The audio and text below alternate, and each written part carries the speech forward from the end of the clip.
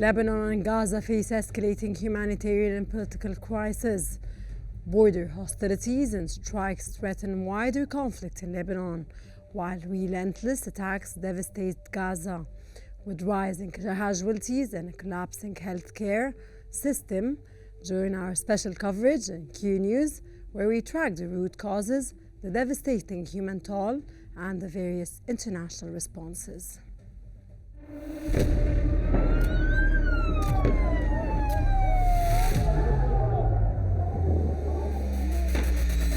كل المستهدفين هن مدنيين. الوضع شيء مرعب، شيء بخوف.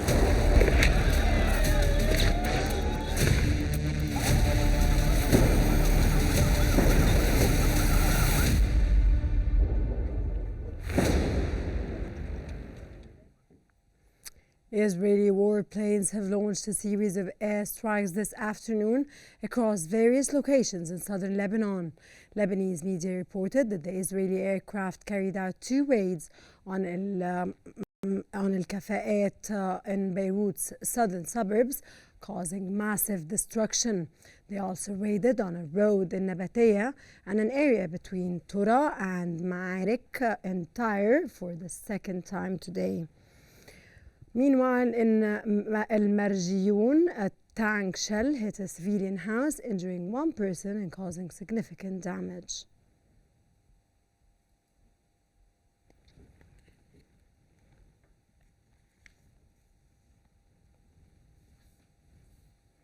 European Union Foreign Chief Policy, Joseph Borrell, has urged immediate international action to end the escalating Middle East conflict, warning Lebanon risks a collapse due to Israeli strikes targeting southern areas and cities. Speaking in Beirut, Borrell stressed the need for an immediate ceasefire and adherence to the UN Resolution 1701. He condemned the strikes, called for acceptance of the United States ceasefire draft proposal, and announced €200 million EU support for Lebanon's army. Borrell also emphasized the ICC impartially and denounced attacks on UNIFIL peacekeepers.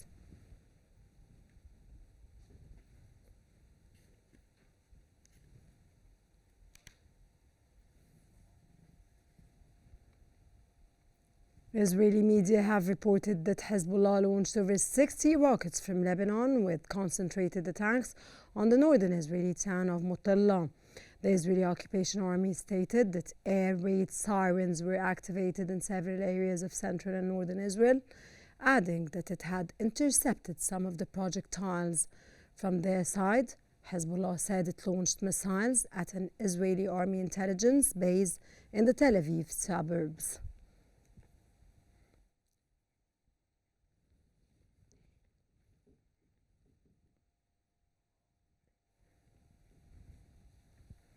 The Israeli occupation forces have bombed the military checkpoint belonging to the Lebanese army in El Amireya in Tyre. According to the initial toll, the attack has killed a Lebanese soldier and injured 18 others. It also burnt a military vehicle.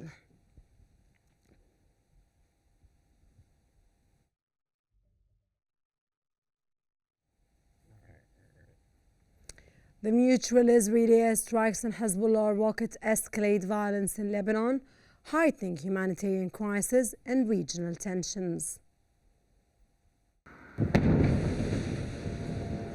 Violence continues to escalate in Lebanon, with heavy exchange of fire between the Israeli occupation forces and Hezbollah. The conflict has intensified, marked by deadly airstrikes and retaliatory attacks. Israeli warplanes have conducted major airstrikes across Lebanon, including Beirut's southern suburbs, Nabatea, Tyre, and Baalbek. In Al-Basta, 2 8-story buildings were destroyed, killing at least 10 and injuring more than 60 others. Baalbek saw dozens of casualties as strikes targeted residential areas, further worsening the humanitarian situation. In response, Hezbollah launched extensive rocket and drone attacks on Israeli military positions. Strikes targeted settlements with precision-guided drones reported near Khiam. Hezbollah asserts it has repelled multiple Israeli incursions, escalating the confrontation further. The humanitarian toll is mounting as Lebanon's strained infrastructure struggles to cope. Hospitals in the south are overwhelmed by casualties, and displacement continues to rise amid persistent violence. Meanwhile, United States Defense Secretary Lloyd Austin and Israeli Defense Minister Israel Katz discussed a potential ceasefire. The United States has urged restraint to prevent broader regional escalation, but no agreement has been reached. Today, when I talked to him, with tensions showing no sign of easing, the conflict poses a significant risk of wider destabilization in the region.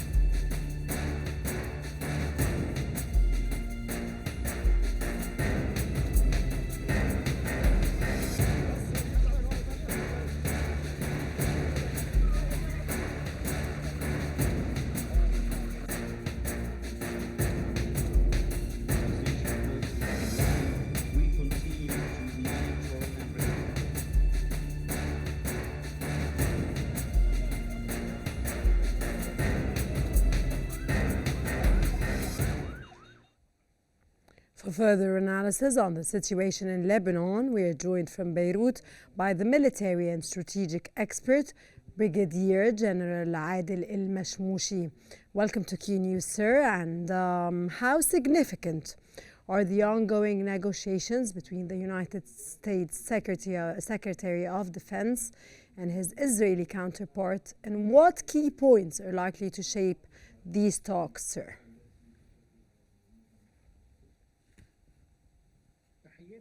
Greetings to you and to all viewers. In fact, the important it is important, very important, and that is running by the United States, particularly that the current American president and facilitated the negotiations between Lebanon and Israel in this framework, and I think that the negotiations and the diplomatic solution should have priorities vis-à-vis the military operations, and as the militarily solutions would lead demolition and casualties for both sides. Hence, I think that the Lebanese side made an agreed compromises and consensus, and by stated that through legislative and executive authorities that Lebanon is committed of the what is stipulated in the resolution 1701, including the withdrawal of Hezbollah in the Litani River, and the Israeli entity has requested that, i.e., they are pursued to pave the way before the inhabitants of the North camps and it is agreed by Lebanon side. Yet the Israeli entity is benefited from the transitional period to hand over the authority to the American entity to affect more casualties in the Lebanese side, and unless they can dedicate the Lebanese side. In this framework, and I see that he deliberately to launch new demands such as... Sir, sorry to interrupt you, but in what ways do you want them to dedicate the Lebanese side, sir?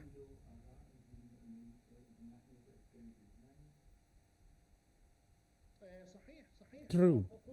And I see this through their intent and pursue to hinder such negotiations, and as a question to give them the way to keep the aerial civilians and to violate the Lebanese air, and requested to have the right to intervene within the geographical area between the Palestinian-Lebanese border through Al-Litani. In addition, that they wish not to desire to participate France to be a main member to the community that would supervise in this resolution of 17. Okay, sir, what are the primary obstacles preventing Israel and the United States from agreeing on a ceasefire, and what compromises might be required at this point, sir?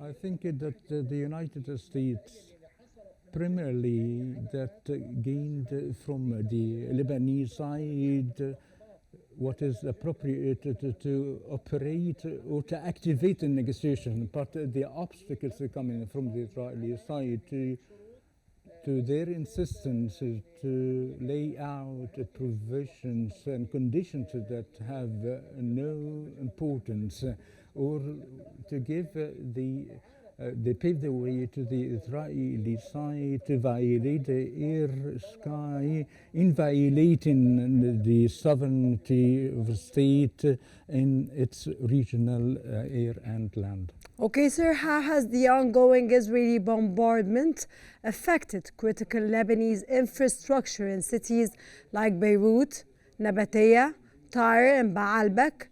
And what are the long-term implications, sir?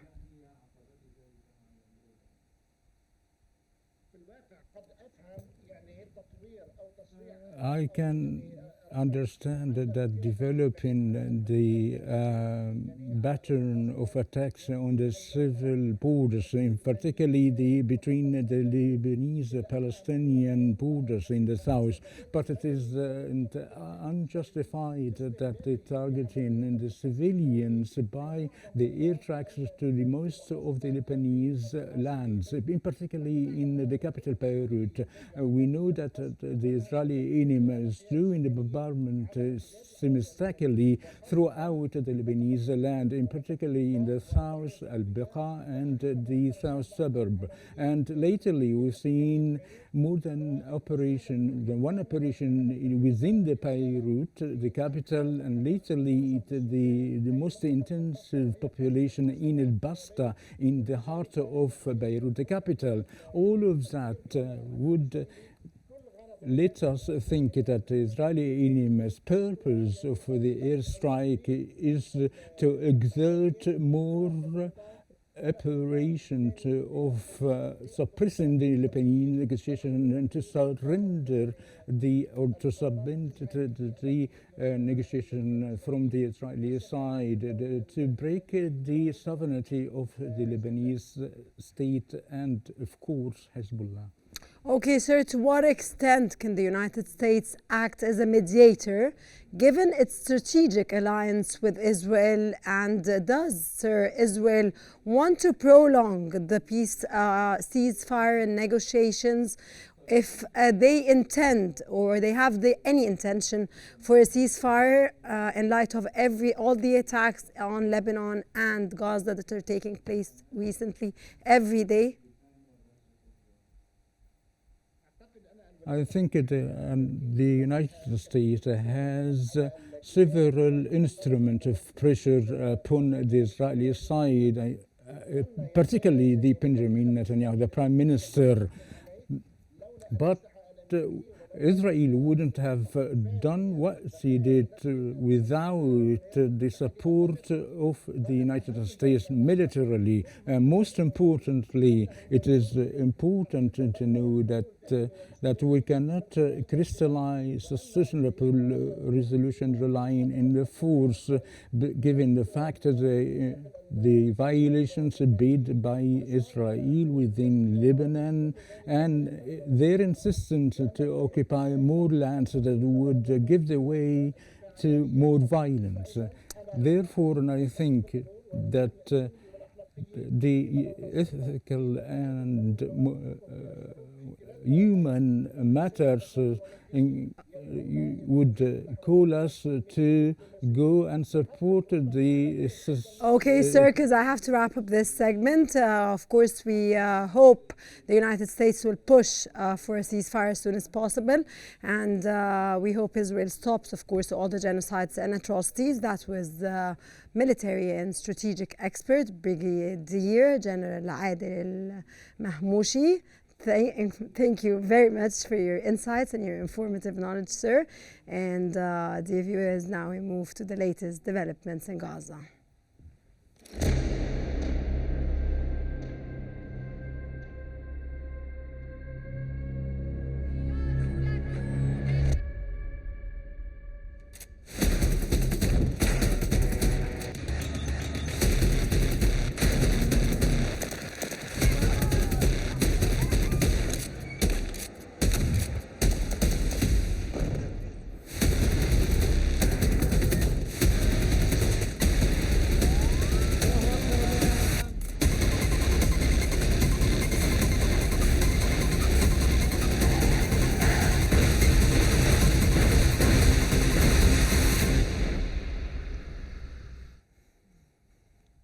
The United Nations Relief and Works Agency for Palestine Refugees, UNRWA, has confirmed that the limited flour and food supplies allowed through Israeli-controlled crossings in Gaza meet only 6% of the population needs, urgently calling for the full opening of crossing to facilitate the entry of vital aid. UNRWA added that more than 2 million displaced people in the Gaza Strip are besieged by hunger, thirst, disease and fear, and that obtaining meals had become an impossible task for families in the Strip. It pointed out that the conditions of the displaced and displacement tents and shelters are tragic in light of hunger and cold, and we are yet to move on to colder weather.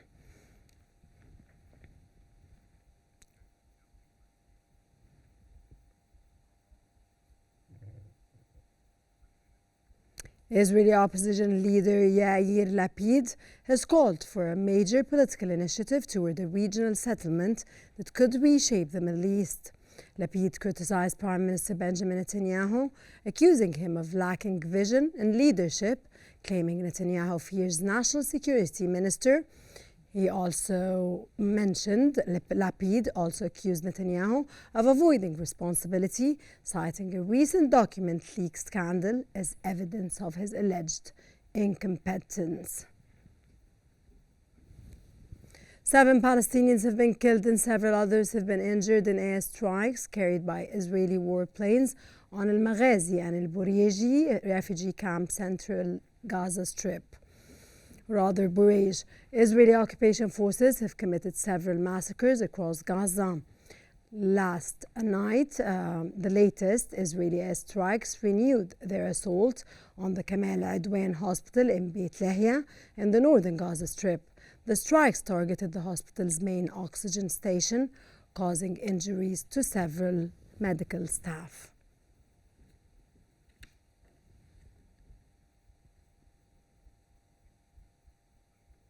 Palestinian media has reported that at least 3 civilians have been killed, others injured in a series of Israeli airstrikes that targeted various areas in central and southern Gaza Strip. An Israeli airstrike on a tent sheltering displaced in a Nusrayat refugee camp, causing widespread damage to the makeshift shelter. While in the Palestinian city of Rafah, the occupation forces targeted a group of civilians, killing one and injuring another.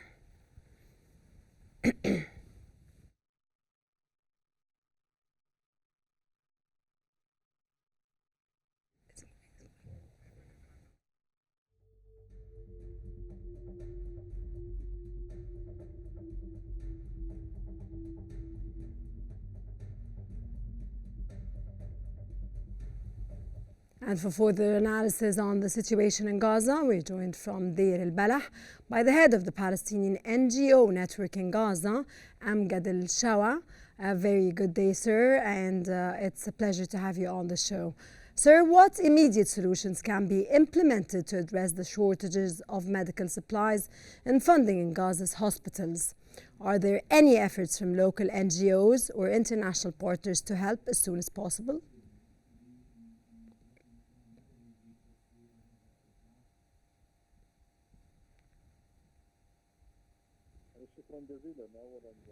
Thank you, firstly, for having me. The humanitarian developments are catastrophes in light of the continued Israeli bombardment and the undermining the entry of the East while the winter is approaching, as 85% of the people of the Gaza Strip are employed, regardless of the state of famine, as the Israeli occupation is preventing the entry of the food supplies to the Gaza Strip. And as well as some of the NGO organizations have started that provide the support of the tens of thousands of families, and it is catastrophic with respect to the human, particularly in the hospital, and tens of thousands of the people that were exposed to the operations of killing. Sir, of course, you heard that the manager of the hospital was injured this morning. Can you provide an overview of the current situation at Kamala Adwan Hospital, and what are the most critical challenges it is facing right now, sir?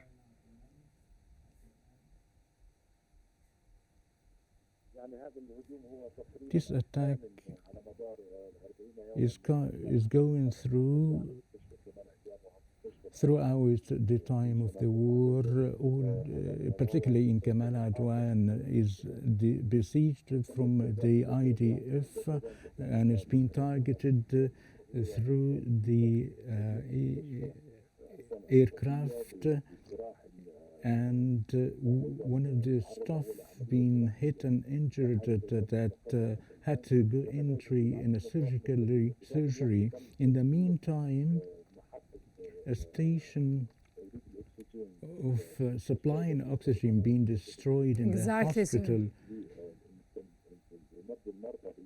to provide the patients with the oxygen. Tens of the patients were injured and they have life-threatening, and it is the only electrical supplies being suspended as the hospital being besieged totally, and the non-entry of the supplies to the patient,